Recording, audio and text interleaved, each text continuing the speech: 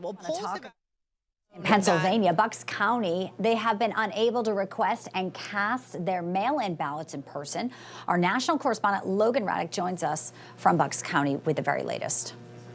Well, if you ask any pundit, they'll tell you that Pennsylvania is the most important battleground state in this election, with 19 electoral votes up for grabs. Now, here in Bucks County, this is the fourth most populous county in the Commonwealth of Pennsylvania, and there have been numerous reports of voters having issues trying to go pick up their mail-in ballots early. Pennsylvania does not have an early in-person voting system, so the lines were for people trying to apply for and cast mail-in ballots for Tuesday's elections. Brian Fitzpatrick, a moderate Republican who represents Bucks County in Congress, says the county disenfranchised voters on Saturday when they arrived to request a mail-in ballot at the county election office because they were turned away 2 hours before the office closed. And we caught up with a Pennsylvania voter named Ernie, who says he requested his mail-in ballot all the way back on September 5th. He came to pick that ballot up on Tuesday.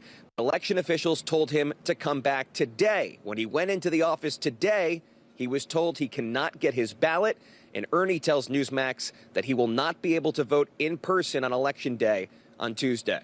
I talked to no less than 4 people in the Board of Elections office, and I let them look at my phone, look at my email, and they said, sorry, there's nothing they can do for me. I mean, I vote in every election. I'm really upset that I won't be able to vote this time. Bucks County Election Board Chairman Bob Harvey is disputing allegations made by voters. He says this is just the second presidential election that Pennsylvania has had this system in place.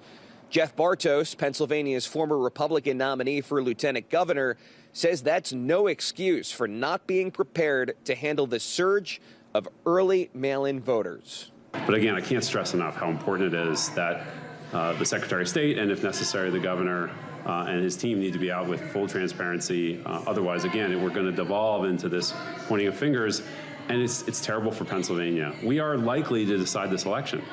The nation and the world are looking at Pennsylvania. It's our time to get it right. And Republican National Committee Chairman Michael Whatley made this announcement at Trump's rally in Allentown Tuesday night. I'm proud tonight to tell you that the Trump-Vance campaign has just filed a huge lawsuit against Bucks County for turning away our voters.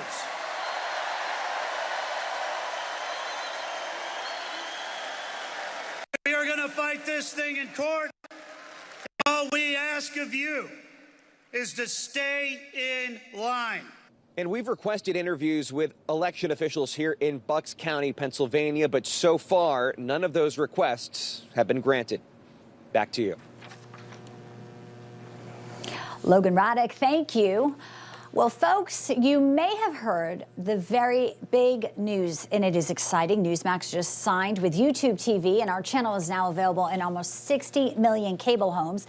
And NEWSMAX recently announced plans to go public soon, by the end of this year or early 2025. So, handling our planned public offering. Mark, great to see you. Thanks for having me back, Bianca. You bet. All right, so first, the big news, NEWSMAX on YouTube. Obviously, there's an impact there for the company, for people who want to see what NEWSMAX is all about, and the fans who already watch us to get the best content out there. Yeah, it's really exciting news. I mean, NEWSMAX itself was already reaching quite a few viewers on a monthly basis. Adding YouTube now, it's an additional 8 million homes. So now NEWSMAX hits over 60 million homes per month, which is really, really positive for this company. Yeah, increasing our reach. Obviously, we've been growing very strongly. Viewership was up about 45% Q3 over Q2. So that is a big jump already, Mark. It is, and this really all ties together. NEWSMAX as a whole over the last 5 years have had over 300% growth in revenue. So adding new YouTube to it, adding all the other distribution points, it positions the company now for the public offering. That's expected to happen, as you mentioned, sometime in late 2024 or early 2025. The company's already filed with the SEC to become listed on the New York Stock Exchange. So it's a great opportunity for all the viewers, for the fans, for everybody that's been supporting Newsmax to become a shareholder. And you can find out on how to do that by going to newsmaxinvest.com.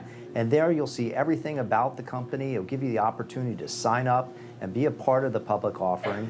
And when you get there, you'll also be able to see an opportunity to invest today for a certain type of investor, which is known as an accredited investor, but it gives you the opportunity to become a shareholder before the company becomes publicly listed. And you know, Mark, you've been in investment banking a long time. You've worked with some of the top banks on Wall Street. So, you know, you look at sort of what we are doing here and what you're doing and talking about how people can get involved. Just tell us, you know, your reflection on this type of IPO and Newsmax with all the expertise you have. Is there something you sense here that might be unique, different? This has been absolutely unique. As you mentioned, I've been on the street now for 34 years. And what Newsmax is doing is something that's somewhat revolutionary. There was a securities law change that we called the Jobs Act. And what this did is it allows everyday Americans, everyone over the age of 18, to be able to participate side by side, which what used to be limited only to the Wall Street professionals. So we're really bringing Main Street to Wall Street. But what we've seen with Newsmax, and it's just really been tremendous, is over 45,000 investors have already signed up to be a part of either the private placement or the public offering. And if you think about that, that is compared to what we normally see where it's more of an institutional type. This is truly Main Street. This is the voice of America that now has a position to be able to be a part of Newsmax growth. It's exciting. I know. I'm so proud to work here and be a part of the growth. And I'm obviously very excited that there's been such a response from the marketplace, because that's a true test, really, of the thirst and the excitement. And that's something that's so authentic. You can feel it. It's palpable. So tell us again, our viewers want to get involved. They want to invest in the public offering. There's different shares. There's different things they need to know. Tell us what they can do, and they can do right now, Mark. Okay, so right now, the company is applied. And part of this Jobs Act actually allows me to even come online here and talk about it, because normally you have to go into what's called a quiet period. So investors can go to newsmaxinvest.com. There's going to be a little box there where you can sign up, and when the public offering is available, we're going to be in touch with you and give you the opportunity to come in. In fact, you'll also be able to buy using your credit card in addition to regular currency. So it's a great way, with a few clicks of your mouse, you'll be able to become a shareholder. But when you go to newsmaxinvest.com, you'll also see the opportunity to do the private placement. Now, this is limited, unfortunately, to accredited investors, which means that you need to have a $200,000 or $200,000 in income, or $1 million net worth. But the advantage is you get the opportunity to buy shares today at a 25% discount to the planned public offering. It also has a 7% coupon, so you're able to earn a dividend while you're waiting for the company to come public. But either way, go to newsmaxinvest.com. You'll see the opportunity if you want to wait for the public offering, or if you're qualified today and be a part of the private placement. Be sure to read the private placement memorandum, take a look at all the materials, and when you hit the Invest Now button, if you're not able to do it online, which a lot of investors sometimes have trouble with, we'll be happy to either email you all the documents, or you can actually have it mailed to you the old-fashioned way, where you can print it out, you can read it, take your time, and then mail it back to us. But either way, it gives you the opportunity to be a part of one of the, or both of the offerings, and we welcome you to be a part of the Newsmax family.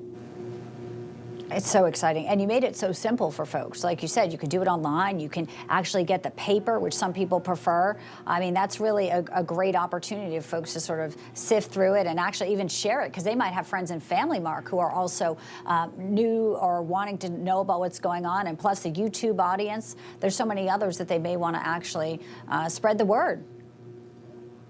Absolutely. And feel free to do so. That's the beauty of this type of offering. It's available to everyone. So it's not one of these confidential offerings. In fact, it's the exact opposite. The company's in the news business. So here we're being proud to be able to tell everybody about it here on Newsmax as well as online. But again, we encourage you to go to newsmaxinvest.com, read the materials, decide if it's right for you, click that Invest Now button, and if you decide to be in the private placement, you'll also be able to use your credit card to participate as well. So both for the public offering when the company gets listed, as well as for the private placement today with that 25% discount. Well, fantastic. And thank you for all the information. You're right. We're in the news business. We're getting the facts out to the folks there. Mark Alenowitz, his company there, the managing director of Digital Offering Bank. So great to have you with us today. And it certainly is, as you say, revolutionary and exciting times here for our network, Newsmax. Thank you. All right, so we are going to be following this closely. You heard it here, folks. Newsmax going public, subject to SEC approval. You can buy shares now in Newsmax if you're eligible. Head on over to newsmaxinvest.com. You can read all that information that Mark was just describing, including the private placement memorandum. Shares will come a 7% dividend and other benefits. So very exciting opportunities. Check it out today and spread the good news. Also today, Donald Trump in the battleground state of North Carolina. We have been watching the stage there and some early speakers. Tom Emmer, Byron Donalds, a lot of excitement building. He's expected to come out any Rocky Mount, North Carolina. We're back after the break.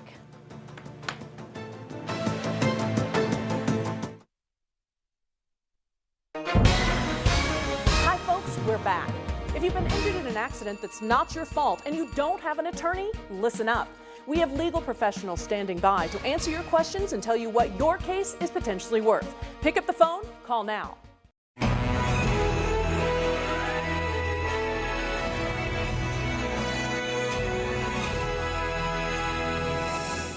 Betsy Ross was born Elizabeth Griscom on January 1st, 1752, the 8th of 17 children.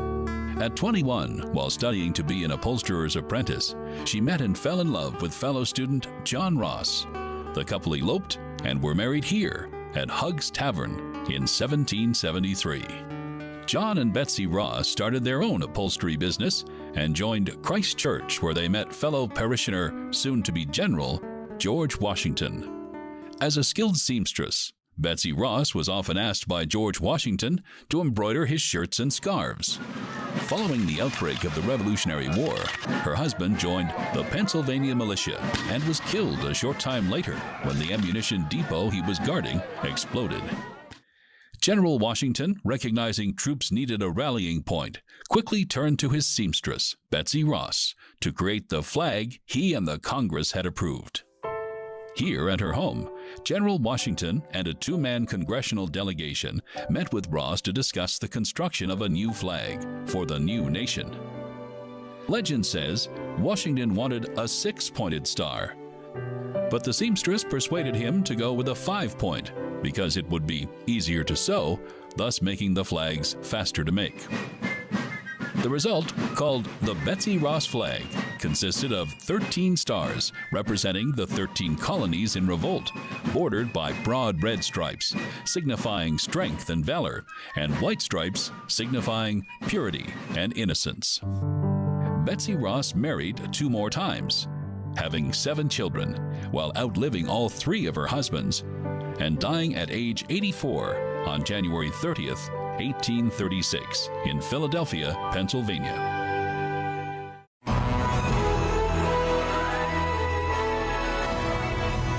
You're watching An American Life on NEWSMAX TV.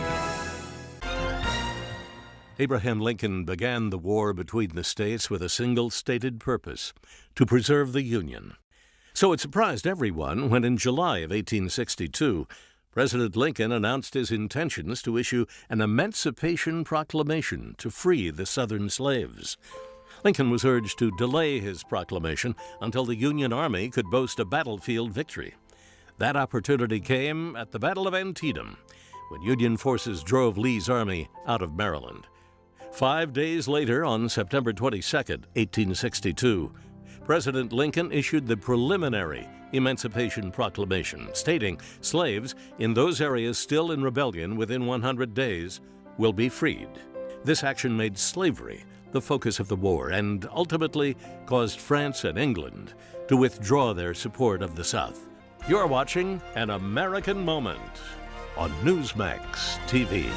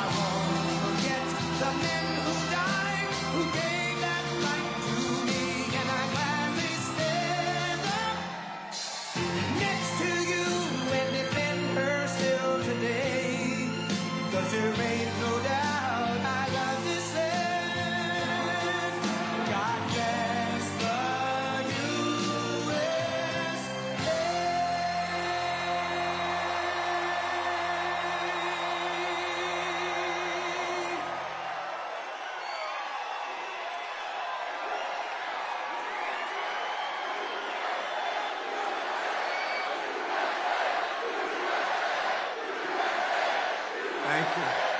Wow.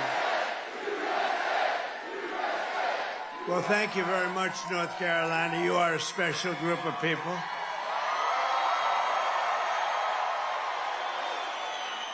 In fact, my beautiful little grandchild, the most beautiful little girl you've ever seen, is named Carolina. Do you know that? I'm thrilled to be back in this incredible state with thousands of proud, hardworking American patriots. But I'd like to ask you one very simple, easy to answer question. Are you better off now than you were 4 years ago? I think so. I'm here today with a message of hope for all Americans with your vote in this election. Oh, it's coming up so nice. We're down to 6 days, maybe sort of 5. Maybe 5 the way you count it. 6 days, can you imagine? I will end inflation. I will stop the massive invasion of criminals into our country. And I will bring back a thing called the American dream. Isn't that nice? Because we haven't had that. We haven't had that in a long time. Our country will be bigger, better, bolder, richer, safer, and stronger than ever before. And this election is a choice between whether we'll have 4 more years, think of this, 4 more years of gross incompetence, the most corrupt, horrible people. These are horrible people. Oops, we should get along with everybody. They're horrible people. You know, some people you just can't get along with. You can't.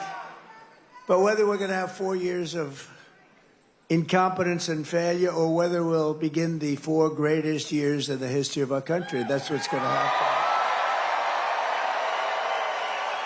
And I'm asking you to be excited about the future again. You have to be excited about it. We have a great potential. If we have to go another 2 days beyond that term, we're not going to have a great... We have to get this done now because we're not going to have a second chance. There'll never be a second chance. It's too far gone. We're really, you know, we are a failing nation. We are a nation in decline. But don't worry. We will not be a nation in decline for too much longer, I'll tell you. We'll be a nation of incline as opposed to decline. But I'm asking you to dream big again. You're going to have to dream big again. It's going to be hard for you to do that because you've gone through a long period. But we had some great 4 years. This will be America's new golden age. This will be better than what we had even 4 years ago. Remember, we were energy independent. We had everything. Every problem facing us can be solved, but now the fate of our nation is in your hands. And this is a very important state. Number one, I love the state. Number two, we've always won. I won the primaries and I won the elections, and I didn't have to worry about it.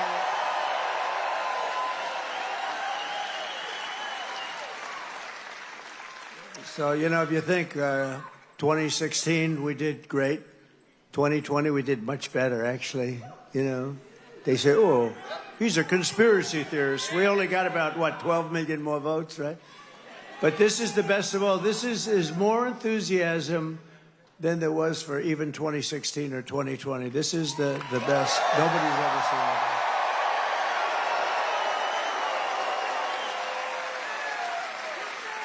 I just saw General Kellogg, wherever he may be backstage. Where is he? Oh, there he is. Look at that general. He's a real general, not like Millie. Not like Billy. Not like Kelly, low. He's a low IQ guy. But this is a real general. He's great. But he said backstage, this reminds me, sir, of 2016. I said, thank you very much. That's a good reminder, isn't it? He's a great guy. This Tuesday, you have to stand up and you have to tell Kamala that you've had enough, that you're not going to take it anymore. Kamala, you're fired. Get the hell out of here. Get out of here. Get out of here, Kamala. Get the hell out of here. The worst vice president, the worst border czar. She's the worst border czar in the history of the world. There's never been a border in the history of the world that allowed criminals to pour through. 21 million people, think of it. Well, we're running a campaign of solutions to save America, an America which they have virtually destroyed during their almost 4-year period of rule. Kamala Harris, a low IQ individual, is running a campaign of hate, anger, and retribution. See, I'm very nice to them. They're not nice to us. She spends all of her time complaining about everything, but does nothing about it. She's going to do this, she's going to do that. Why the hell didn't she do it, right?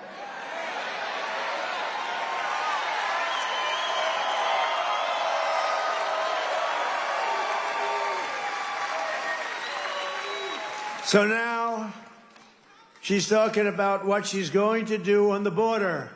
Well, I'm going to do this and that and this and that. All they had to do was leave the border alone. We had the safest border in the history of our country.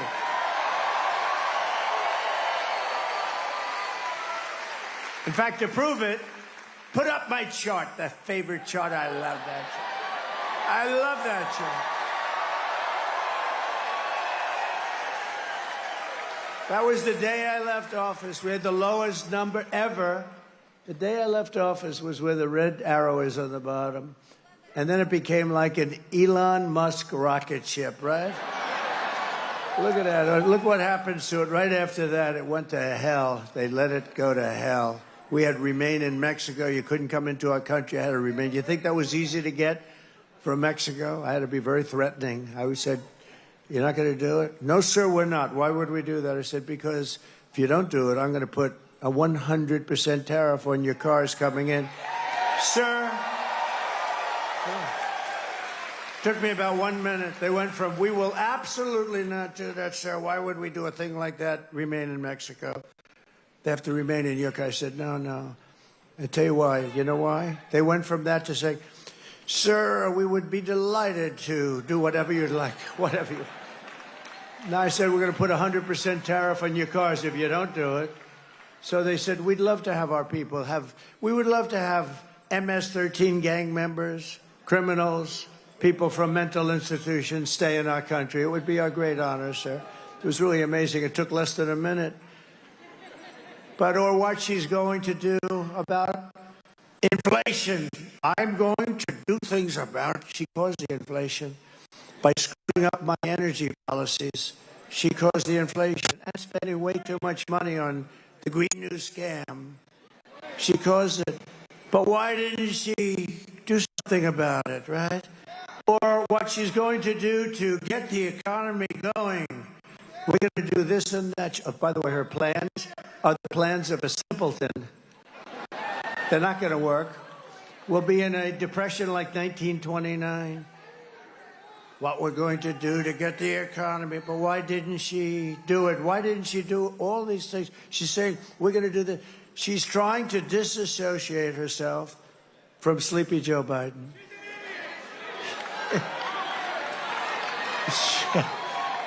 I like this audience. Scream. I didn't say it. Well, the guys, who just said that? He can handle himself. They scream, she's an idiot. But I didn't say it. I didn't say it. In fact, I'd like to admonish you, sir, you should not say that, please. This way, the press can't get me. You know, they say, well, I know you want to. It's really good. Well, no, I don't accept that. So I would never accept a thing like that. No, but she is. He can handle himself, that guy, too. She and Crooked Joe head up the worst administration in the history of our country. They've made Jimmy Carter look like a truly great president. In all fairness to Jimmy, he didn't let 21 million people, many of them criminals and those that are mentally ill, pour into our country. He didn't let that. Jimmy Carter didn't allow that to happen. Last night, Kamala made a speech, not much of one, with a paid-for audience, and all she talked about was Donald Trump. Good evening, everyone. Tonight, I will speak about Donald Trump. Donald Trump, Donald Trump, Donald Trump, Donald Trump, Donald Trump, Donald Trump, Donald Trump, Donald Trump, Donald Trump, Donald Trump, Donald Trump.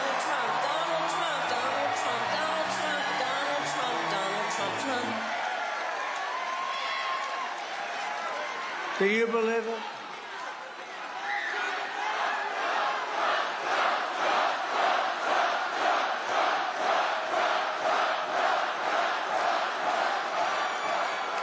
Because she and Joe have no achievements, only failure and gloom. See, that was so perfect. It worked out perfectly. I said, how am I going to say? Normally you'd stop and you'd say, please take a look at the video. But I have some very talented people. I say, when I say Donald Trump, you just let that go. Trump, you just let that go. They did a good job. And then I finished the sentence, because they have no achievements, because they're a disaster. She suffers from a very serious disease known as Trump derangement syndrome. Trump derangement syndrome. TDS, sometimes referred to as TDS. It's quite serious. It's inflicted havoc on some lives. But many Democrats suffer from that disease, and it's only because of one reason, because we're winning.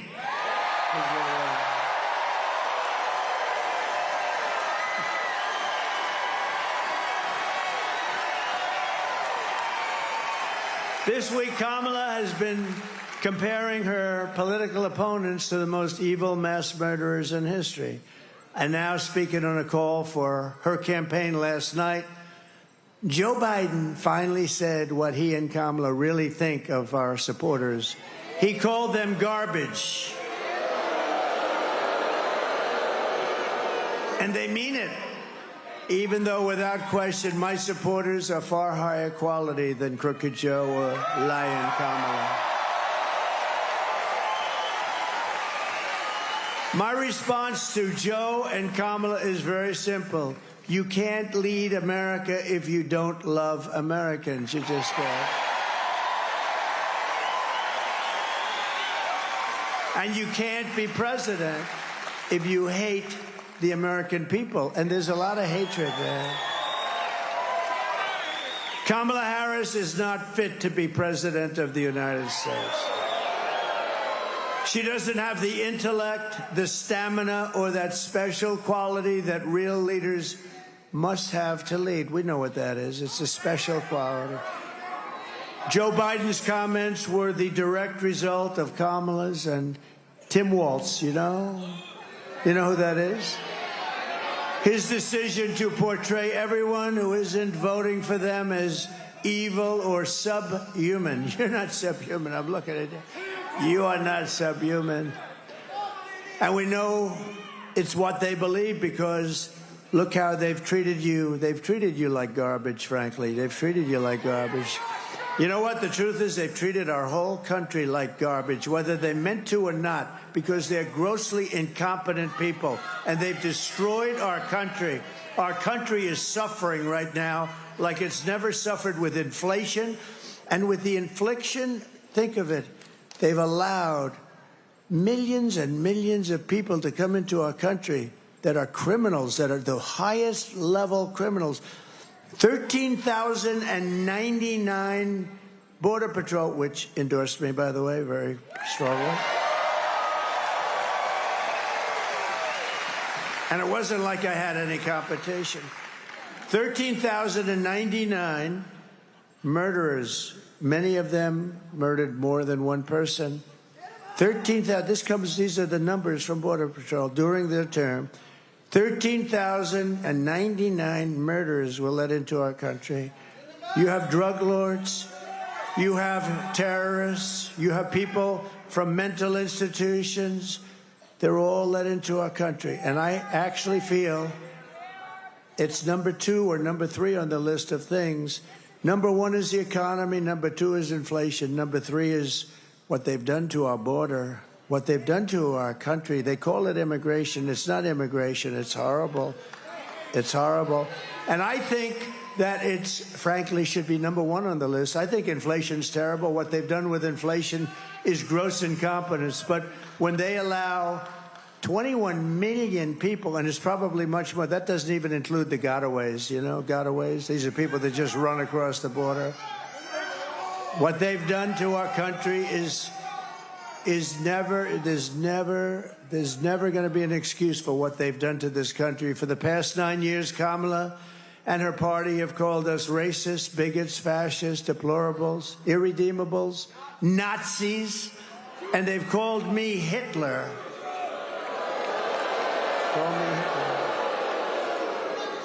You know, many years ago, I had a father who was a great guy. He was a strong guy, a legitimate guy, strong.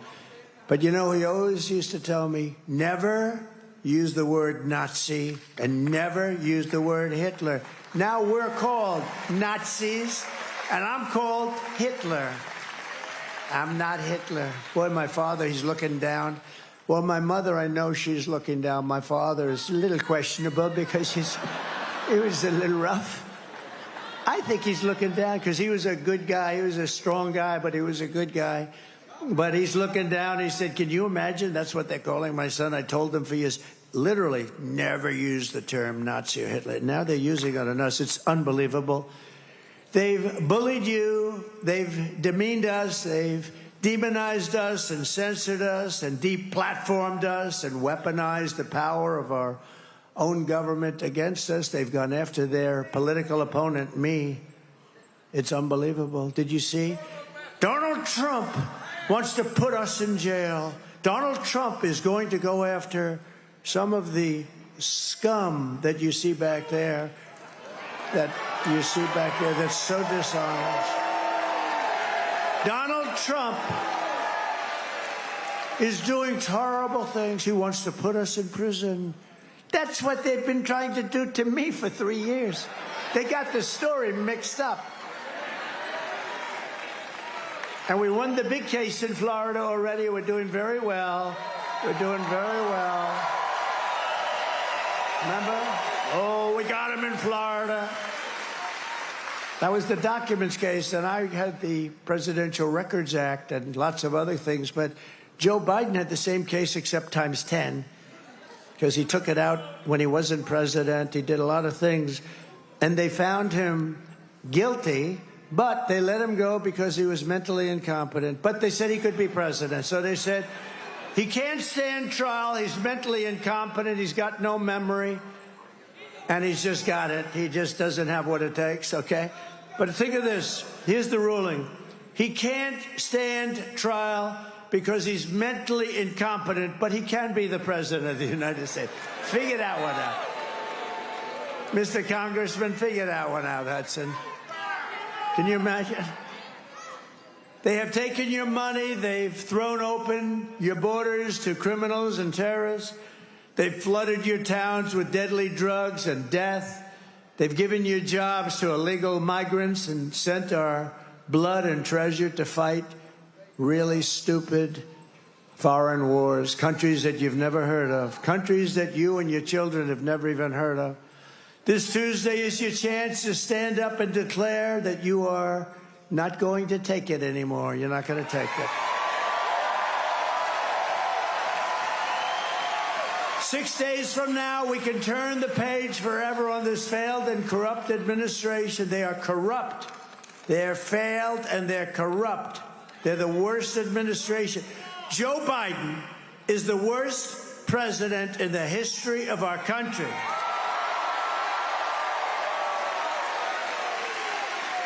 And his partner, now she's trying to convince everyone, oh, well, I really had nothing to do with anything, you know. I'm sure he loves hearing that. She is the worst vice president in the history of our country. By the way, if you go back a few months, everybody was saying she's the worst vice president. She's incompetent. She's a dope. She's everything you can imagine. All of a sudden, they decided they better get politically correct, okay? And they chose her over 12 people that are far more competent. We can declare once and for all that we are done with their hatred. We are done with their hysteria. We are done with their hoaxing, lying, cheating, scheming, plundering, and stealing.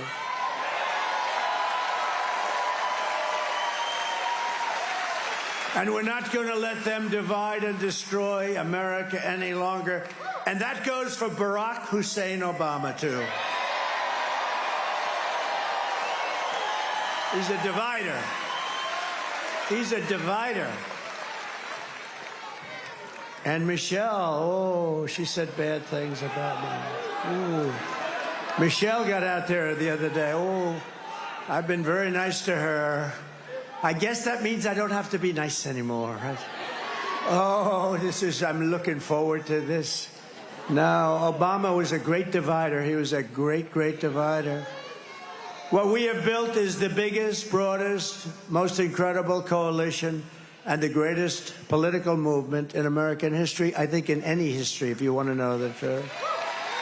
It's made up of the hard-working men and women who make this country run, who make this country great. We've brought together veterans and union members, soldiers and steel workers, farmers and auto workers, and patriotic moms and dads of every race, religion, color, and creed, right? We're welcoming historic numbers of African Americans and Hispanic Americans and Asian Americans and Arab Americans. And we're uniting Christians and Jews and Catholics and evangelicals and Muslims and Mormons and everyone who simply wants one thing. They want one thing: to make America great again. That's all they want.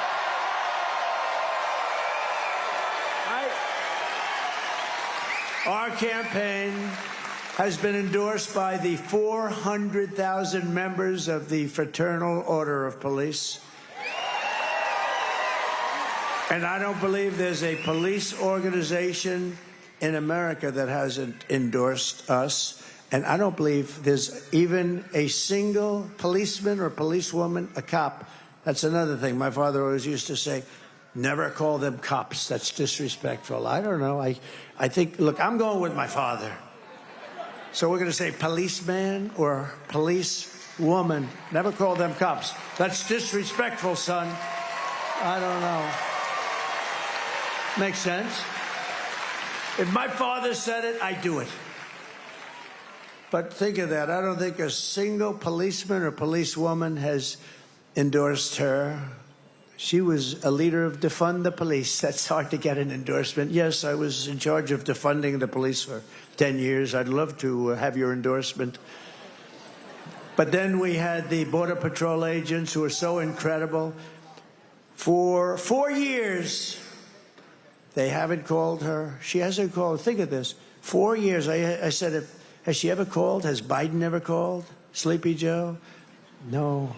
I said, you don't mean no. You mean maybe they haven't called you, but have they called you? We had the top 10 leaders up. They gave me the best endorsement you've ever heard. And the worst statement about her, they said she's grossly incompetent. And then she's supposed to be running. I don't believe, they say it's like a close race. I can't believe it's a close race. Not that I just can't believe it. But I said, did she ever call you? No, sir. Never once. I said, you mean in almost 4 years? No, she never called, sir. Never once. Nobody. She never called anybody.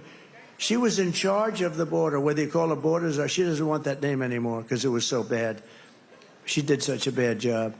But she was in charge of the border. Think of this. And she never called Border Patrol one time in 4 years. By the rank and file membership of the Teamsters who endorsed us, I will tell you the Teamsters, we got 62% or something. And I got the endorsement. Oh, what a beautiful endorsement, because I love brilliant people. We don't have too many of them. We have to protect our brilliant people. There aren't too many of them. There aren't too many of them, period. But a certain guy that took a rocket that's 22 stories tall and came back down, and those thrusters went off, and I said, oh, no, it's going to crash into the gantry. It's going to crash. It's going to be terrible. But it didn't. It came down, and it was just about ready, and then the fire blew out of the bottom on the left side, and it moved it over, and then it came here, and it came down, and those two big arms grabbed it like you grab your baby. Like you grab your baby, right? Elon Musk gave us a great endorsement. And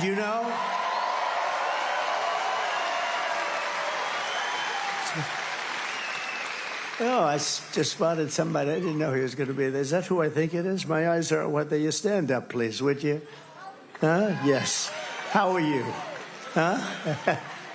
And look at these two. Look at these two. These two ladies have been with us, and this guy has been by their side right from the beginning. In fact, they take the place oftentimes of some of our front row Joes. So very successful people. Thank you very much. Appreciate it. But Elon gave us an endorsement that was beautiful. He said, it's the most important election we've ever had. If Trump doesn't win, and he doesn't, you know, he wants to just, he's a very straight shooter. If Trump doesn't win, he said, we don't have a country anymore. We're not going to have a country. And that was amazing, actually. And you know where he is right now? He's campaigning for me in Pennsylvania. Can you imagine?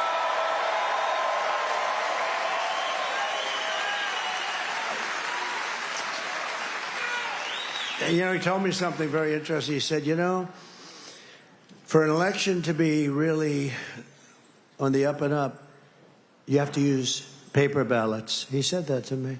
Now, here's a guy who I would say is the all-time genius at computers. You know, he was telling me that when you see those rockets firing, he said the computers are more important than the engines. I understand. He knows more about computers than anybody I've ever met, and I know some pretty smart people. I had an uncle that was at MIT, a professor for 41 years, the longest-serving professor ever. I have that. It's something in my blood about that. Elon knows more about computers than anybody there is. Every time you see those rocket ships land, like in the ocean on a raft with a circle, boom, it's like unbelievable, right? And he said, for purposes of voting, because there's never a computer that's not easily cracked, easily if you're a genius, more difficult if you're less than a genius. But he said the best way to have an election is very simple. Paper ballots, voter ID, proof of citizenship, same-day voting. And he said same-day voting. And there's a guy who's the #1 computer guy. You would think, you know, it's interesting. Paper ballots would cost 8% of what you have. Now I'm hearing all sorts of stories. We're not going to have the result by Tuesday night. We spend all this money on computers. If you go back to paper ballots, and it's watermarked. You know, paper is now very sophisticated, believe it or not. It's all watermarked. You can't play around with it. They can check it immediately. It's all, like, identified. But paper ballots, so think of it. 8%. It would cost 8% of what the machines cost. Now, they hate when I talk about this, but I just want to see one thing. I don't care whether it's machines or whatever's going to be the best, but if paper's the best, paper, one-day voting. You know why? Because we don't want the air conditioning to be fixed. Oh, excuse me, you'll have to move those ballots in that room. We're going to fix the air conditioning. Oh, where are we going to move them? Well, let's move them out of the place for a little while. We'll move them back next week. Oh, where are they? There were 14 boxes. Now there's 6. What happened to the rest of them? You know, no. One-day voting. You have one-day voting. We used to have one-day voting. By the way, France went back to paper. France had 39 million people. They had voter ID. They had proof of citizenship. That's all. They didn't have mail-in. You know, mail it. How about California? They mail out about 38 million ballots. 38. It's like you're throwing them off a building. 38 million, and then they get sent back somewhere. Nobody knows where. And then they always announce that the Republicans are about 5 million short, without fail.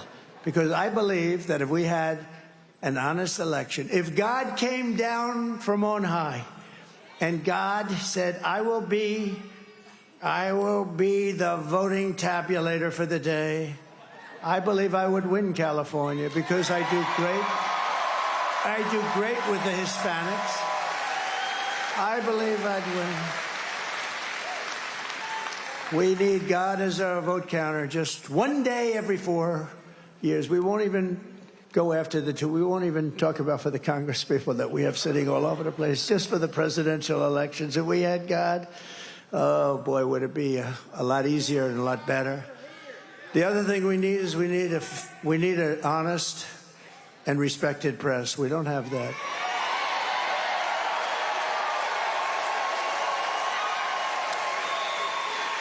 So I want to thank Elon Musk, and I just thought I'd give you his words of wisdom, but that's what he said. He said paper ballots are the way to go, and it's the only way to go. And you're talking about a fraction of the cost.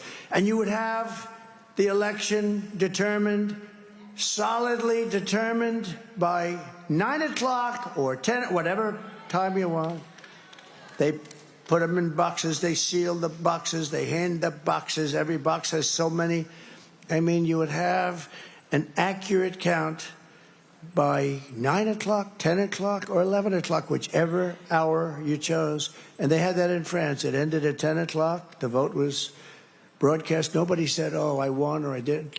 It was, everyone went home. They had a winner and they had a loser. Everybody went home. It's a shame. And we're talking about for a fraction. If you said it costs 10 times more, you should do it. But it costs only about 8% of what they spend for machines that send these results to who knows where. Very, very unfortunate. Very unfortunate. You know, last time we got more votes than any sitting president in the history of our country. But we lost, they say. They say we lost. We're also endorsed by somebody that loves healthy people. He wants to make our country so healthy. And he's a great guy. Now, he wants to make our country. He also has a big thing on the environment. And I'll tell you what, I say, that's okay, but you can't touch our liquid gold, Robert. Bobby Kennedy, Robert F. Kennedy Jr., RFK Jr., and he's going to work, and he's very strong on, you know, the pesticides and all of the different things. And you know what? We don't have a very healthy country. When you look at our country compared to other countries, we are not a healthy country. And he says, we're going to make it a healthy country. I say, good, Bobby, but do me one favor. Don't touch the oil and gas. Let me handle that. I'll handle the oil and gas. We're not going to let him get involved. We're not going to let him get involved in the oil and gas. Well, listen. No, we'll watch that. We're going to be very careful with our liquid gold. That's one of the biggest assets we have as a country. We have more liquid gold than anybody, including Saudi Arabia, Russia. Tulsi Gabbard came in, highly respected, a woman of great common sense.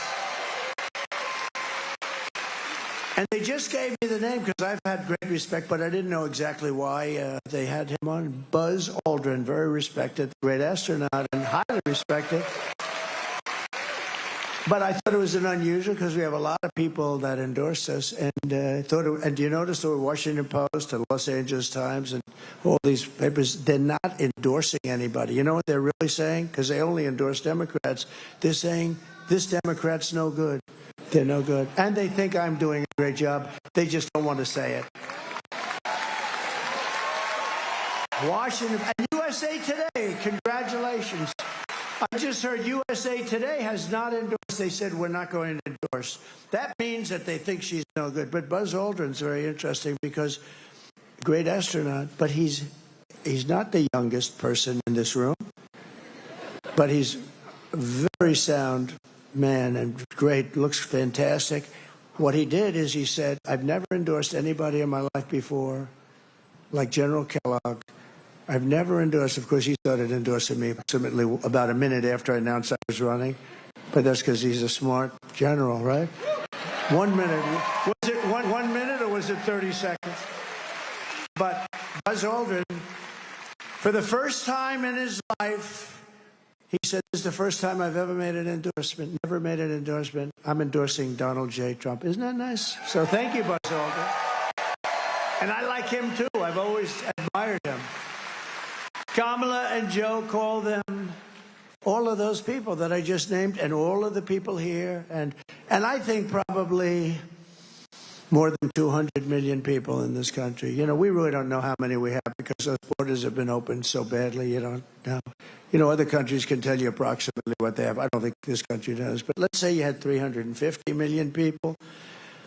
If she won, you'd have 600 million people. in about 3 years. You'd have open borders, the whole world, every criminal from all over the world. Well, we're going to have that pretty soon anyway, but we're going to deport them out of here fast. But let's say 225 million people. She's essentially, and he's calling them, they're a team, by the way.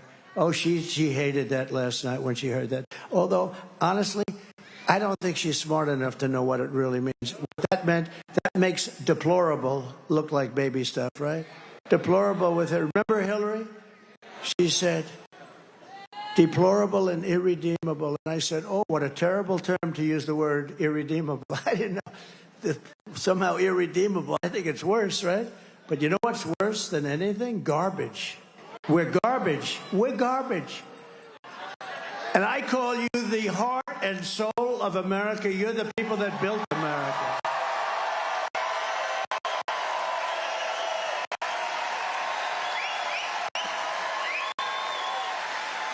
And together on November 5th, we're going to bring our country back to levels of greatness never seen before.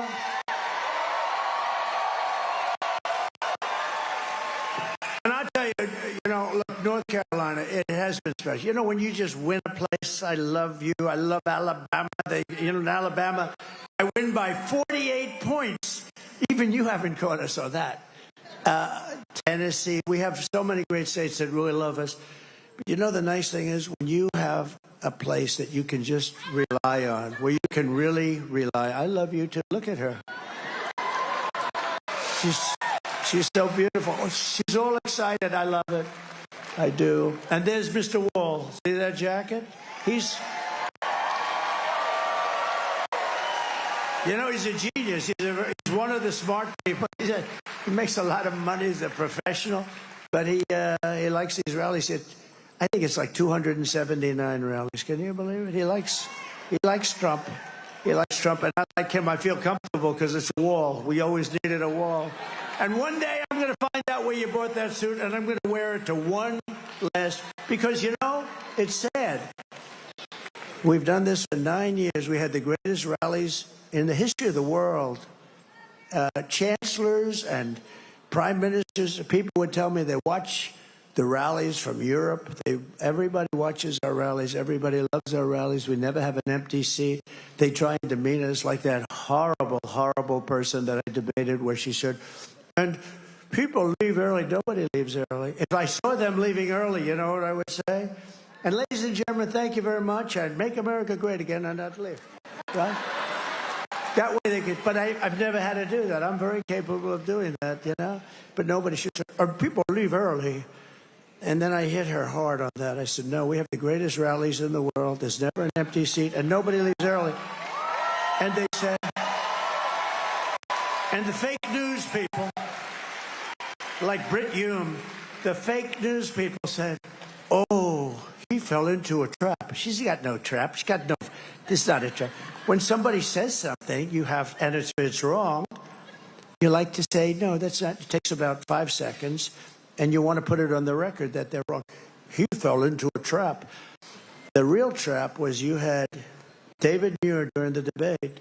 I had the Biden debate, and that didn't work out too well for him. And then we had the other one, and I think I did better, the second one with her. She talked about the grass. What are you going to do about the economy? Well, I grew up in an area where I had a grass yard. I actually think in a certain way Biden was better than her, okay? But you had David Muir, and I said, crime is soaring all over our nation. The migrants are pouring in. And he said, he stops me. Crime is not soaring. Crime is going down, because he believed the FBI statistics, which were fraud. And then it came out the following day that crime was, in fact, soaring at levels that nobody had ever seen before. They didn't include certain cities. I won't mention the cities because I have a lot of friends in those cities. But they didn't include certain cities for their statistical review. What a shame. What a shame. We need great FBI. The people in the FBI are so incredible, too. I'll bet you if they took a poll in the FBI, I think I'd be at 97, 98%. I really believe it, I think But they have some people that just don't want to do it. Don't want to do their job properly. It's a shame. We have a lot of things we're going to correct in this country. We have to correct them because we need honesty. We just need some basic truth. But David Muir, so this guy David Muir, you know, pretty boy, he goes, that's all. I don't think he's that good looking anymore. Time does that. Time does that. No, but that's terrible. He interrupted me like, what, 11 times or something, right? Every time I said something, that's not so. And then he had a woman who I never heard of. Don't know her name, don't want to know her name. She's not very good at what she does either. But when he didn't interrupt me, she did. And if you look, I was right about just about Mr. Congressman. I think just about everything. I was right about just about everything.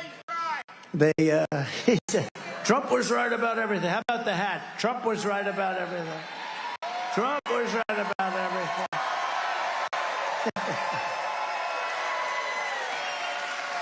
But we've said, now, but think of it. So that must have been the first one. I followed that storm right in. But I saw the devastation. I actually came back the following week because I didn't want to get in anyone's way. It was a travesty. It was vicious. It was water. The water was the worst we'd ever seen. It was a water hurricane. That's what it was. And it took houses right off the foundations and ripped the foundations, concrete foundations, like they were paper. And I saw areas that were just like gone. And yet you've set an all-time record in early voting. Think of it, the deadline you have set up till the date. Now, here are people, I'm talking about most of you who come from this area. Some people are coming from outside of North Carolina, but in North Carolina, these are people that have been devastated. They've lost their homes. At a minimum, especially in certain areas, they broke records in every single area, and some of the people, they didn't even have a home anymore. They were living in tents. No, but how great, and then those lowlifes call you garbage. No, think of that. Think of how bad it is. They have the nerve to say that. Think of the fact, you know, when we were looking at the numbers in the various states, and we came to North Carolina, and it just was hit by that horrible hurricane, and it just hit the hardest. I mean, others were hit badly too, but you were just wiped out. I said, you know, if we get 30% of the people to vote, and it was pretty much a Trump district, most of the area, I said, wow, that's bad. That's bad for a lot of reasons. Number one was it's bad, and people died. That's by far the most important. But from the standpoint of the voting, I said, you know, if we get 30 or 40%, that's amazing. That'll be amazing. They broke the all-time record. Think of it. Think of it. No. You're superior people, okay? Not garbage. You're superior people. If anybody would have, nobody. I went to one of the big pollsters. I was talking to him right after we got those numbers, because the numbers are coming in great. We're doing great in North Carolina. That doesn't mean you don't vote. Now you go on Tuesday and you just vote, right? But you got it. He says, we've got you. But when you think, I said to a pollster, I said, what do you think the chances? He said, it's the most incredible thing I've ever seen as a pollster. And I mean, I guess some people had to come back, and you couldn't even come back because you had areas of land with no river, and now it's all of a sudden landlocked. It's all waterlocked. I just think it's incredible. I think it's a great tribute to North Carolina, and I'd like to thank you very much. Amazing. It's amazing. You are hardy people. You are hardy people, aren't you? Look, she knows what I'm talking about. She knows what I'm talking about. The deadline for in-person early voting in North Carolina is Saturday, but you can do that, or you just come. You come whenever you want. You know, I'm one that was saying, a lot of people say vote early. That's great. But the main thing is vote. You got to vote. We got to vote. You got to vote. Republicans tend to vote on Election Day, and they like to make sure, I think, that vote goes into a box, you know, somewhere, and then they want to watch where the box goes to. But you got to just vote. And I think we're going to have this is a very important state. We win this state, we're sailing. We're sailing. We win this state, we're sailing. So if you have a ballot, send it in or get everyone you know. Vote, vote, vote. You're going to vote, and we're going to have record numbers. I think you're going to have, we're heading to record numbers in North Carolina despite one of the worst hurricanes anyone's ever seen. And I will say this about my competition. They did a horrible job of rescue and help. One of the worst. And I don't even believe it was because it was largely a Republican area. I think they did it because they're incompetent, okay?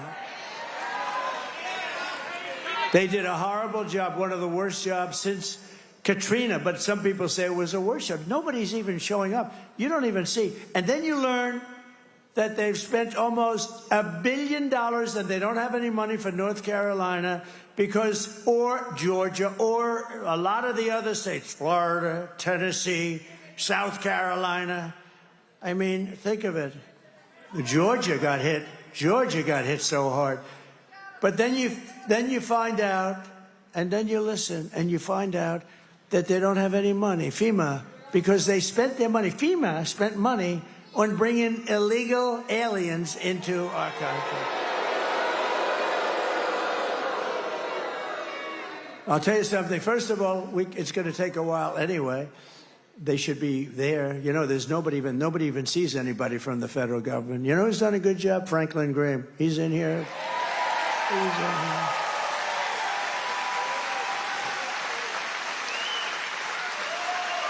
He better do a good job. I gave him $7 million. He better. I'm only kidding. I'm only kidding. No, we gave him a lot because he does the best. He does a great job, and they have some others that do a great job. But we gave him a lot of money, raised a lot of money for him, and he is always, every time I have, because I've seen a lot of tornadoes and hurricanes and horrible storms, and every time I get there, he's always there with his crew of volunteers. It's pretty amazing, actually. Franklin Graham, he does a great job. He's got good genes. He's got very good genes. My father used to take me to Yankee Stadium to watch Billy Graham fill up Yankee Stadium. He filled it up like it was nothing. And my father liked going to see Billy Graham. With your help, 6 days from now, we're going to defeat Kamala Harris, and we're going to win back that beautiful, beautiful White House. We're going to win it back. Kamala Harris cast the deciding votes that launched the worst inflation in the history of our country. She cost a typical American family over $30,000 in higher prices. They basically spent too much money and screwed up my energy policies. We had gas at $1.84. I thought it was $1.87. Just came out 2 days ago, $1.84. It was lower than it. A lot of people say $2.50. No, not $2.50. It's $1.84 a gallon. How would you like to have $1.84 a gallon now? We'll have it. We're going to have it again. Liquid gold. It was just announced today that economic growth missed expectations again for this quarter. It's always missing. This economy is a disaster, and now Kamala wants to raise the typical family taxes by at least $3,000 a year. If I win, we will rapidly defeat inflation. Oh, we'll have it done so. I'm going to bring your energy down to 1/2 of what it is now. It's going to go, in 1 year, we'll have it down 50%. And that'll bring everything else down, and we're going to bring the interest rates down, and we're going to make America affordable again. We will make America affordable again. Because we have this huge spike that took place over 3 years, massive spike. Nobody's ever seen anything like it. And none of that's come down. Bacon hasn't come down. Apples haven't come down. Lettuce, nothing's come down. People so often, they talk about groceries. They haven't come down.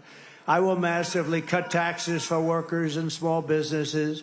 And we will have a very special kind of a thing happen. No tax on tips. No tax on overtime. And no tax on Social Security benefits for our seniors. None.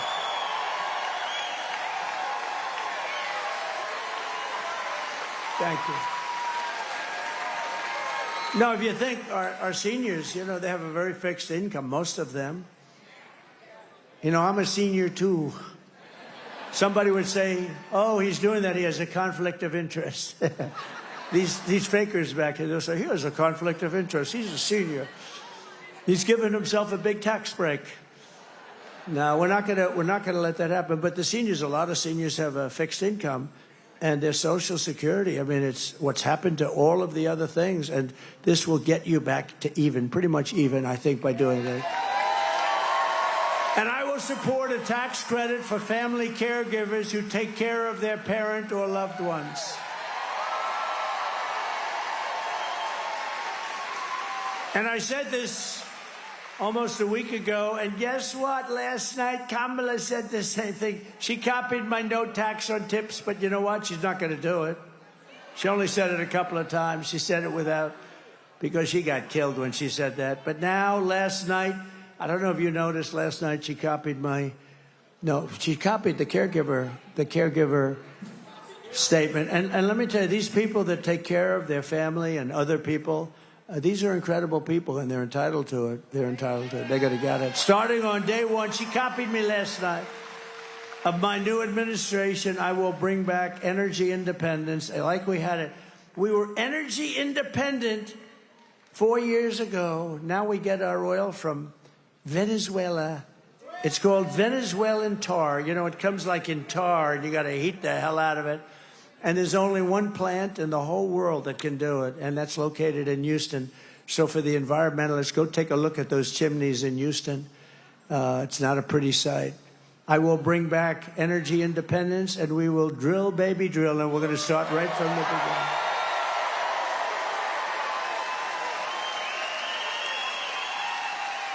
And to get back our millions of jobs that have been lost, we will give our companies the lowest taxes, the lowest energy costs, the lowest regulatory burdens, and free access to the best and biggest market on the planet. That's us.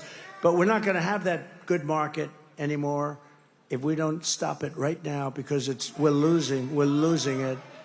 But only for those companies that make their product here in the USA and hire American workers for the job.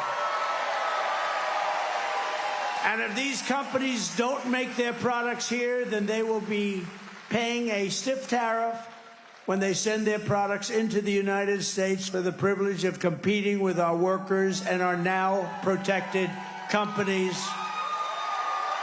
They're gonna pay a stiff price. They're gonna pay a stiff price. So we're gonna protect. We have to protect, because they take our companies, they move them into Mexico, and it's pretty incredible. And you heard that I knocked out the biggest auto plant anywhere in the world. I just knocked it out. I did it without even being president. I told them they were building in Mexico, China, the largest auto plant anywhere in the world, and they were going to send those cars into us, and they were going to destroy Detroit. They were going to destroy Michigan and a little bit of South Carolina, where they have sort of a different system. They were going to destroy our auto manufacturing. The little that we have left, we probably have 40% compared to what we had years ago. And they were going to destroy, they were going to build the biggest auto plant in the world, and I heard about it through a man that was building the plant, the best in the world. He builds all the plants. I said, I want to see a plant. He said, you'll have to go to Mexico. I said, I don't want to go. I want to see one here. He said, we don't really build them here anymore. We build them in other places, but we build a lot. And Mexico is a real threat. Don't kid yourself. What they're doing in Mexico. And so I said, I don't want to go to Mexico. What are they doing over there? They're building some of the biggest plants in the world, one in particular. I said, wow, that's no good. I thought about it. Then I spoke before the Economic Forum in Detroit, very nice group of people. And I said, you guys are losing your shirts, and Detroit is, you know, making a comeback for 40 years. It's time now. We got to bring some companies back here. And I didn't like what I heard, because when they make millions of cars out of something where you literally press a button and it makes cars, when that happens, that's no good for us, because they're going to just flood the market and destroy everything that we have in Michigan and Detroit. And some, where you have it, some, you do big parts business, very big parts business here. So they're going to destroy you. So I announced that I'm going to put a 100% tariff on that plant.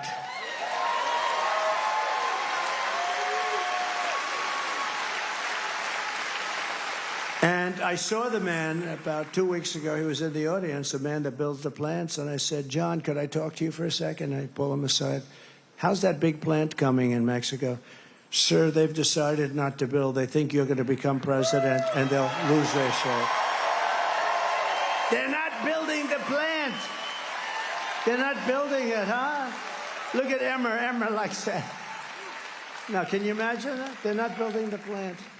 They're not going to build the plant. And that's the way it's going to be. It's going to be real simple. And you know what? If they built the plant in this country, I'm okay with it. They can build it. They don't have any tariff to pay. They have no tariff to pay. It's very simple. And, you know, some of the deals made with these politicians, they were either really stupid or crooked as hell. Because this could have been done, and I've done it. You know, I took in hundreds of billions of dollars from China, hundreds of billions of dollars. They've never paid anything. They never gave one president 10 cents. I took hundreds of billions, and from other countries, and we were just getting started. Anyway, we'll also pass what's known as the Trump Reciprocal Trade Act. That means if China or any other country charges us 100 or 200% tariff or tax, then we will charge them 100 or 200% tariff or tax in return. It's an eye for an eye. And I will never apologize for defending America. I will protect our workers. I will protect our jobs. I will protect our borders. I will protect our families. And I will protect the birthright of our children to live in the richest and most powerful nation on the face of the earth.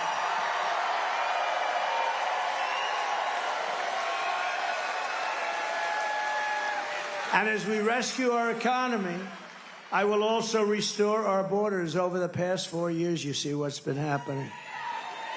It's carnage. It's carnage. It's a carnage. Kamala has orchestrated the most egregious betrayal that any leader in American history has ever inflicted on our people. What she's done.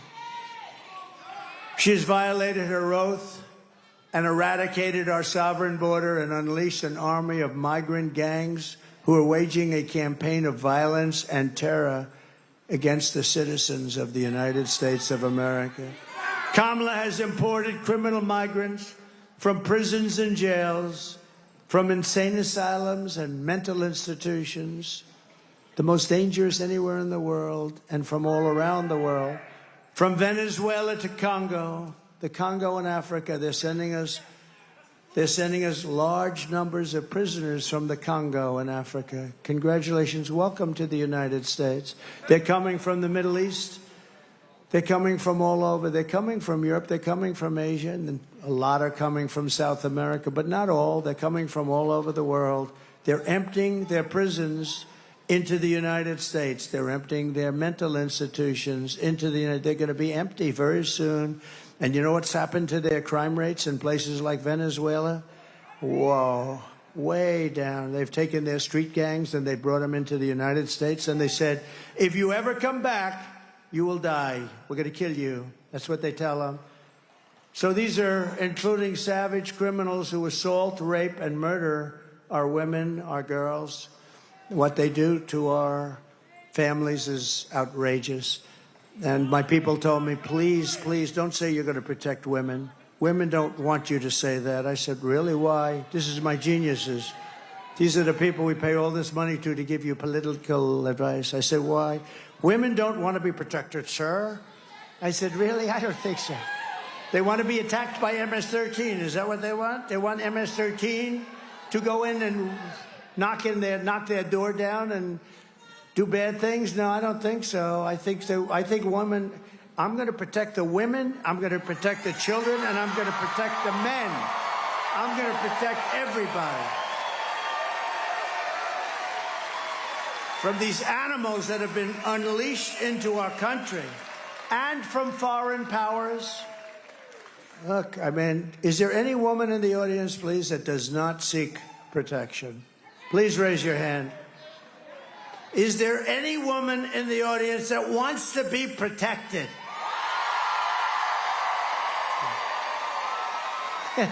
I think so. Okay, let's fire those people, please. They're all fired. They meant well. Anyone who would let monsters kidnap and kill our children does not belong anywhere near the Oval Office, and she has set a record. And today I want you to hear something that's very disturbing. Everybody, I just came out, just was done. Everybody that's heard it, I've seen tough people, very tough men, literally crying, watching it. We just put it out just now. But I want you to hear it directly from a mother whose world has been shattered by the open borders insanity of Kamala Harris. Please. Sunday night, I asked her to not stay up super late because of her coming to work with me in the morning first to do her summer school. She said, okay. I told her good night and I love you. I went to bed, not realizing that that was going to be the last time I saw her. We're best friends. Yeah. We're going to shake it again. I woke up to notice she wasn't in her bed. I'm in my heart trying not to lose my mind because I don't know where she is. I finally remembered her phone had a location on, and her phone was pinging just 2 minutes down the road, right behind the skate park. I start driving to the direction the phone was being pinged at, and I see a couple cop cars with lights on. I see yellow tape, and immediately my heart drops and sinks to the bottom of my stomach. My daughter's hands and ankles were both bound. She was strangled to death, left with no pants. And I know in my heart, she fought incredibly hard. She was not going down without a fight. We begin with two men we're learning are charged with capital murder tonight, accused of killing a 12-year-old girl. Police say these men strangled her before dumping her into that creek. Both men were in the country illegally. Apprehended, then released by Border Patrol less than 3 weeks before Jocelyn's death. The men accused of killing Jocelyn Nungare are affiliated with the gang known for brutal violence. Kamala Harris was in charge of immigration in our borders. If we had better border policies and not open borders and not these catch and release policies, I truly believe this all could have been prevented.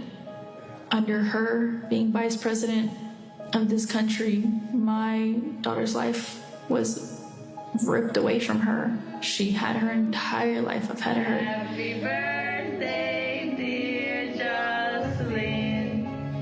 My daughter is 6 feet in the ground based off of policies that she allowed to keep. Kamala Harris did have one job, and she not only failed, not me, she failed my daughter, she failed Jocelyn. You know, she was only 12.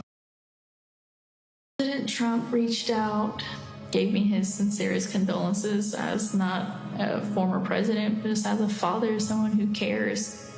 I believe Donald Trump needs to be back in office. I can at least know that my next child will be safe in this country.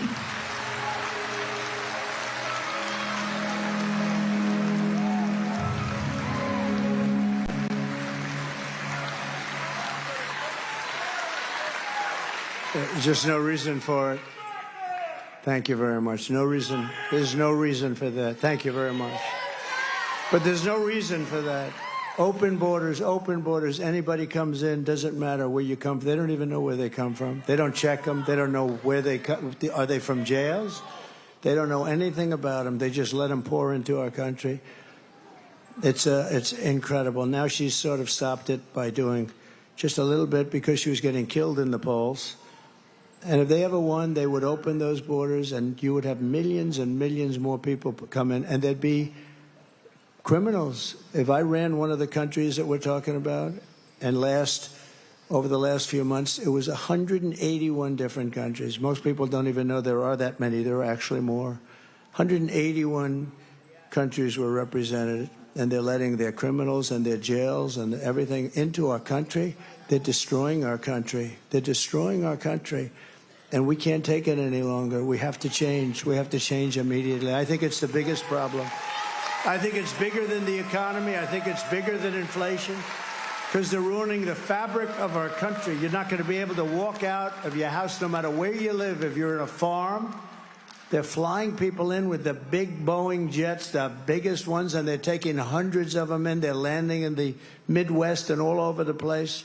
They're flying them right over the border. They're sick. The day I take the oath of office, the migrant invasion ends and the restoration of our country begins. The savages charge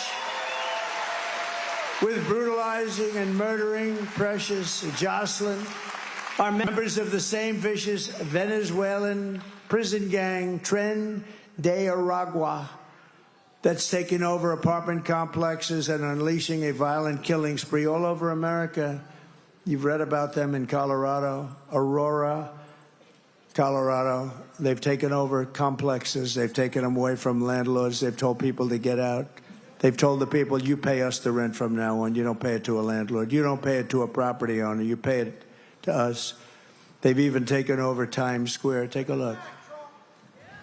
Open borders, deadly consequences. Border crisis. Record high crossings are putting a strain on cities across America. It is a full-blown invasion. Armed Venezuelan gang members storming an apartment complex in Aurora, Colorado. When people talk about migrant crime, this is what they're talking about. San Antonio, Texas, just one of the latest cities to have apartment complexes taken over by members of the Venezuelan gang. Biden and Harris had created a program to bring them in under humanitarian parole. I am in favor of saying that we're not going to treat people who are undocumented across the border as criminals. More than 13,000 illegal immigrants convicted of murder have been released into the United States. My 20-year-old daughter, Kayla Hamilton, was murdered in her own room. Kayla's murderer was apprehended by Border Patrol, crossing illegally into the U.S. Kayla's murderer had been improperly released into the United States. Abolish ICE. Yeah, we need to probably think about starting from scratch. More than a dozen people suspected of being Tren de Aragua gang members right here in San Antonio. The gang members had been terrorizing the apartment complex. New details in the murder of Laken Riley. The illegal immigrant suspect, who cops say committed the heinous murder, is a Venezuelan national. And was paroled and released into the country by the Biden administration. If they'd all been properly vetted, that probably wouldn't have happened. 2 men investigators say are in the country illegally from Venezuela are charged with capital murder and the death of Jocelyn Nungaray. Martinez and Angel wrapped his arms around Jocelyn's neck, took off her pants, and climbed on top of her. Later strangled Jocelyn to death and then tied up her hands and feet. Court documents suggest a group of men arrested for beating and robbing a Dallas woman last month are members of a Venezuelan street gang. The men threatened to cut off her fingers if she did not cooperate. Manuel Hernandez was booked by Colleyville police just 2 days earlier and released the day before the robbery. A Peruvian gang leader who is wanted for 23 murders, who was arrested by Border Patrol near Roma, Texas, then released into America.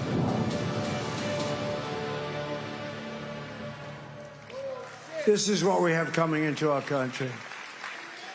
The United States is now an occupied country, but it will soon be an occupied country no longer. We will not let this happen.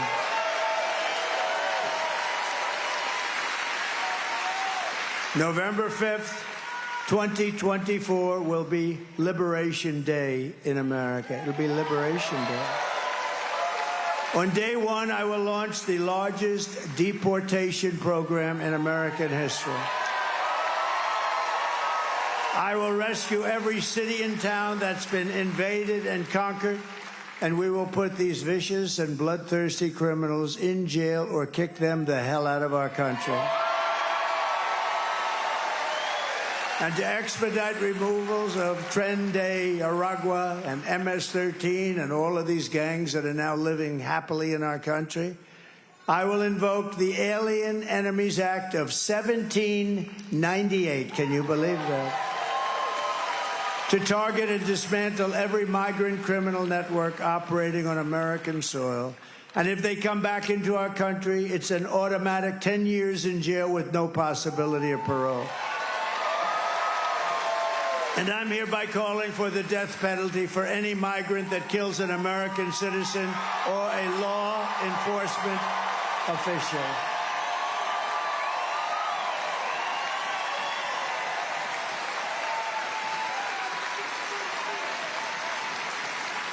And I will immediately ban all sanctuary cities in the United States of America. With their open borders, they're going to destroy your Social Security and Medicare. They're going to destroy our health care.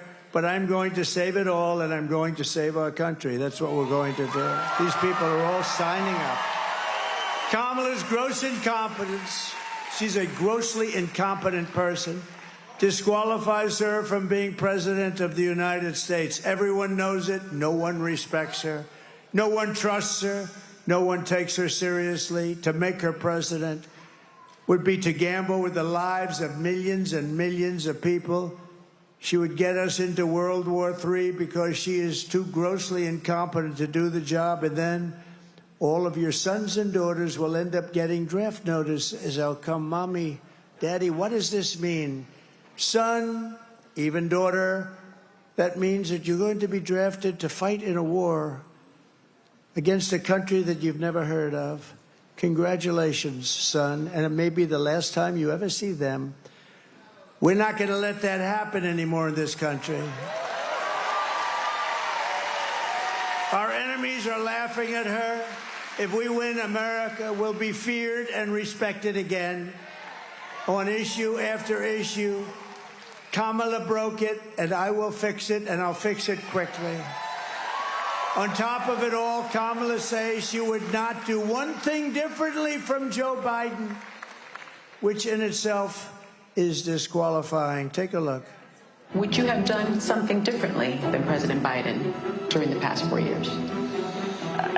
There is not a thing that comes to mind. I stood there on the tarmac watching you check your watch. The chaotic and deadly U.S. evacuation from Afghanistan stunned Americans and the world and cost the lives of 13 U.S. soldiers. Would you have done something differently? There is not a thing that comes to mind. More than 13,000 illegal immigrants convicted of murder have been caught at the border and then released into the United States. An Afghan national is in custody today after being accused of plotting an election day terrorist attack. The suspect entered the U.S. on a special immigrant visa. Gut-wrenching new details in the murder of Georgia nursing student Laken Riley. The illegal immigrant suspect, who cops say committed the heinous murder, is a Venezuelan national who crossed the unsecured southern border back in 2022. Two men investigators say are in the country illegally from Venezuela are charged with capital murder in the death of Jocelyn Nungaray. A fifth illegal immigrant accused of attacking two New York City police officers over the weekend showed no remorse or regret. Would you have done something differently? There is not a thing that comes to mind. Only 18% say the economy is in excellent or good condition. US inflation has hit a new 40-year high, increasing by 9.1% over the financial year. Authorities saying Train de Aragua, which has been linked with more than 100 criminal investigations here in the U.S.,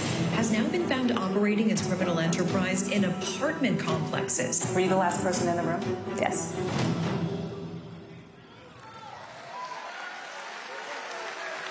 There is not a thing that comes to mind. So maybe the worst thing that we could be talking about, 325,000 children that the press never talks about. 325,000 children have come into our country and they're now missing. They're going to be dead, or they're going to be sex slaves or slaves of some kind. 325,000 children, many of them are dead. And she said there's not a thing that comes to mind. You know, they just like she's a fraud. She's a total fraud. She's a liar. She even lied about McDonald's, didn't she, huh? But she's a total liar. They lied about 818,000 jobs that they said we built up over the course of their wonderful management. It turned out to be a total fraud. And they weren't going to announce that until after the election, but we had a whistleblower that called them in. You remember that just a few months ago, they said 1,818,000 jobs were created, and they weren't. They're fake jobs. And they were going to release the correct information. They were going to do a little deletion, and they were going to release it right after the election, but they got caught. We can't let ourselves be duped by these people. These are criminal people as far as I'm concerned. We're thrilled to be joined by representatives, and they're great warriors, and they're friends of mine, and they fight side by side. Congressman Richard Hudson. Richard, thank you very much. Great job he's doing. One of the most powerful people in Washington, a great congressman, Tom Emmer. Tom, thank you. Thank you, Tom. And another great friend is Byron Donalds. He's fantastic. Fantastic.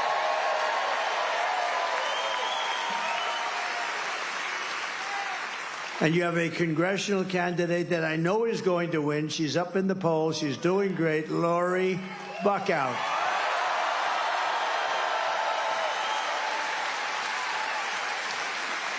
She's fantastic. And she's got my complete and total endorsement. And somebody that is a star, well, I'll let you know that on the 6th. Is that okay? But I think he's a star. North Carolina GOP Chair Jason Simmons. Jason, thank you. Great.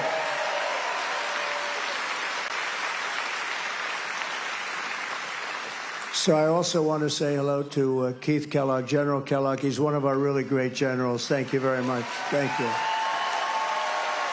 Thank you, Keith. Been with me right from the beginning, right? From day one. And my son-in-law, Michael. Michael is a fantastic young guy. I have to introduce him. Thank you, Michael. Thank you very much. Thank you, Michael. I also want to send our prayers to everyone in North Carolina and other states still recovering from the hurricanes. If I win, we will get them and we will support you. You know, on January 20th, it's not too far away anymore. January 20th is when you take office. We'll have people here so much you will say, please, we got too many people. Get them out of here. We have too many people. We had great success with FEMA. And if you know, it would be amazing. It's been acknowledged that the hurricane rescue effort and rebuilding effort is the worst that we've just about ever seen, outside of maybe Katrina, but I think it's worse. There's nobody even here, and the devastation is incredible. And how the hell could you vote for somebody that's in charge of it, right? So I don't think you're going to vote for Kamala. Here are the facts. Kamala is a radical left Marxist, rated even worse than crazy Bernie Sanders or Pocahontas herself. She destroyed our economy. She was an original creator of defund the police movement, and anybody who wants to defund the police for even 1 week or 1 day is not worthy of being president of the United States. Kamala vowed to abolish ICE, our great heroes of ICE. As California Attorney General, she redefined child sex trafficking, assault with a deadly weapon, and rape of an unconscious person as totally nonviolent crimes. She pledged to confiscate your guns and endorsed a total ban on handgun ownership. Would anybody in North Carolina want to give up your guns quietly?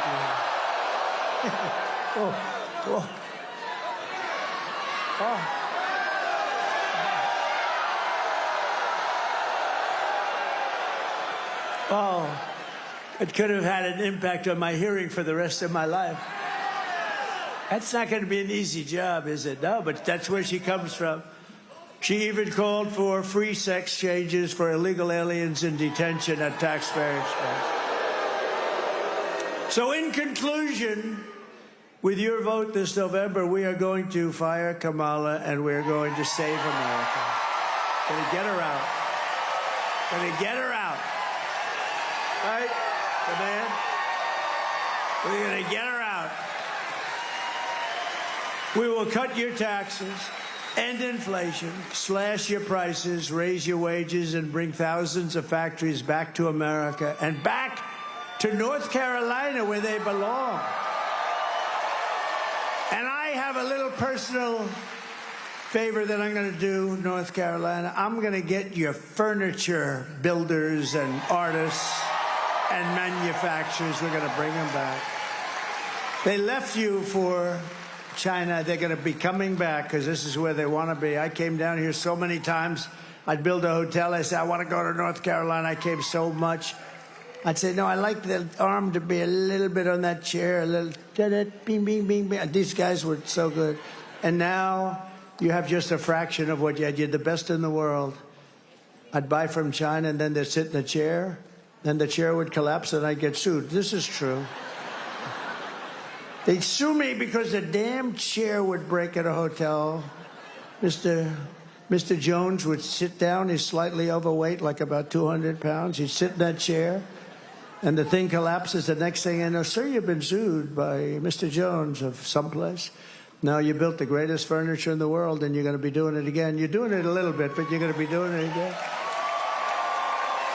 We will build American, we will buy American, and we will hire American. I will end the war in Ukraine. It would have never started if I were president.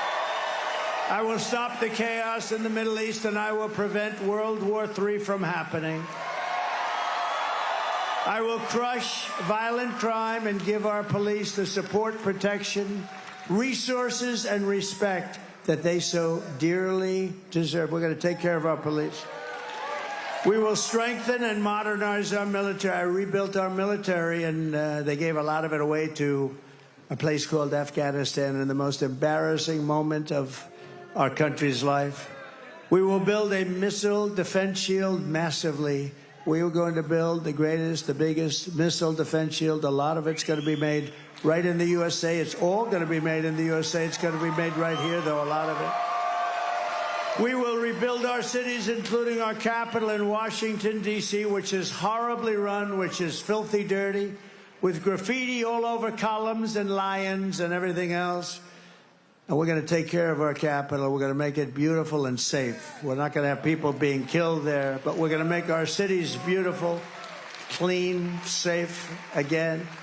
We will teach our children to love our country, to honor our history, and to always respect our great American flag. And we will get critical race theory and transgender insanity out of our schools. And we will keep men out of women's sports, if that's okay. I will defend religious liberty. I will restore free speech. And I will defend the right to keep and bear arms, your Second Amendment. And I have everybody's endorsement, including the NRA, and always have had it. And it is under siege. Your Second Amendment is under siege. After years of building up foreign nations, defending foreign borders, and protecting foreign lands, we are finally going to build up our country, defend our borders, and protect our citizens. And we will stop illegal immigration once and for all. We will not be invaded. We will not be occupied. We will not be overrun. We will not be conquered. We will not be conquered. They are conquering us. They are conquering us from within.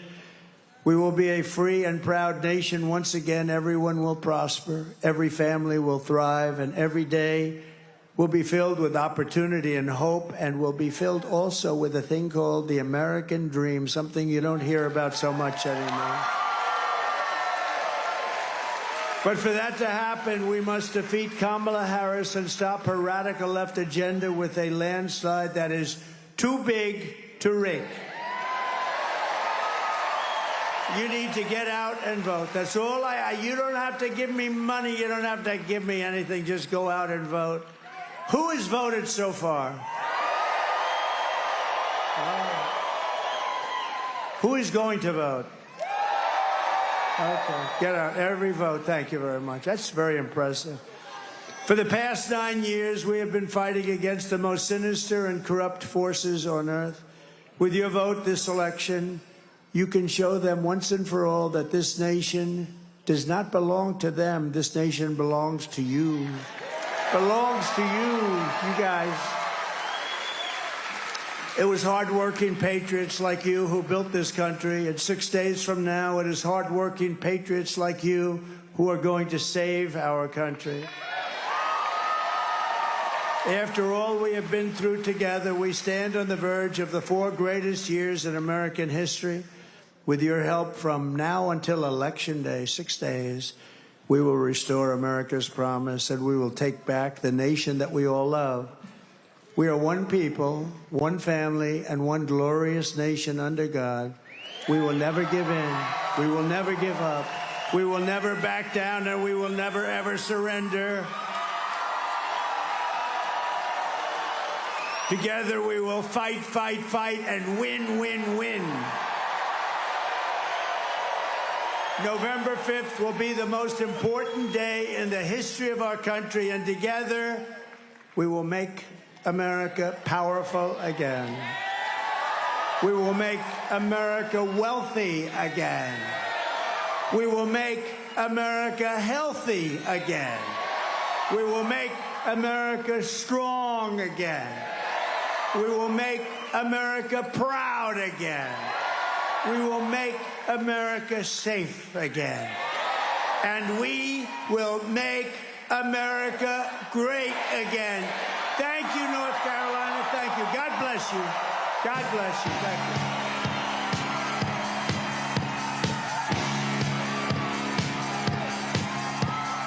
Welcoming to American Agenda, President Trump wrapping up his remarks in North Carolina. I would assume he's about to do his dance. I was going to say, cue the music. There he goes. There it is. We're all going to get